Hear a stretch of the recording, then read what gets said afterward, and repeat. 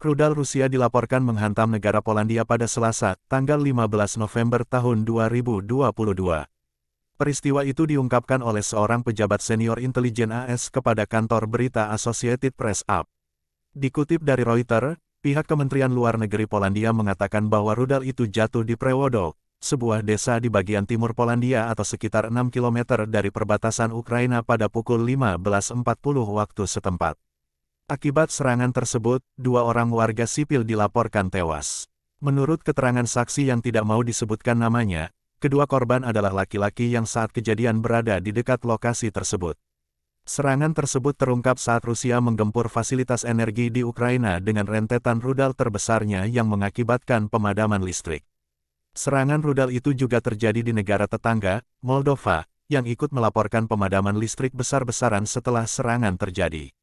Menurut APN News, Rusia menembakkan setidaknya 85 rudal yang sebagian besar ditujukan ke fasilitas listrik Ukraina.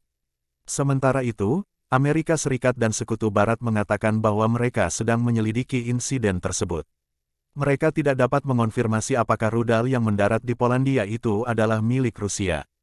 Sementara itu, Presiden Andrzej Duda secara mengatakan bahwa rudal itu kemungkinan besar merupakan buatan Rusia. Namun, asal-usulnya masih diverifikasi.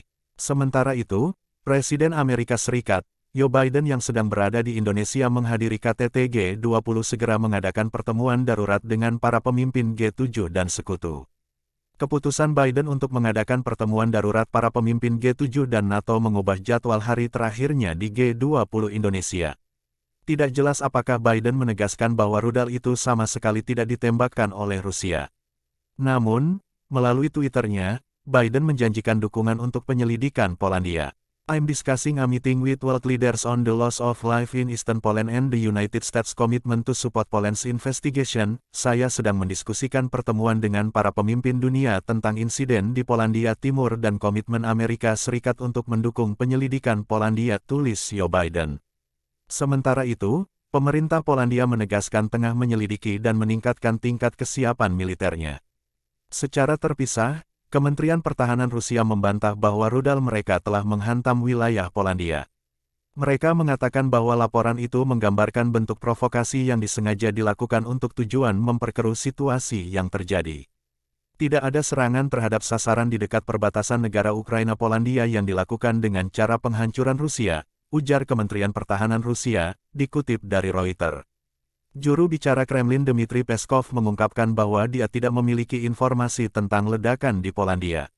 Di sisi lain, Rusia memang menggempur kota-kota di seluruh Ukraina dengan rudal pada Selasa tanggal 15 November tahun 2022. Serangan itu merupakan salah satu gelombang serangan rudal terberat dalam hampir 9 bulan terhitung sejak perang terjadi. Beberapa rudal menghantam Lviv, yang berjarak kurang dari 80 km dari perbatasan dengan Polandia.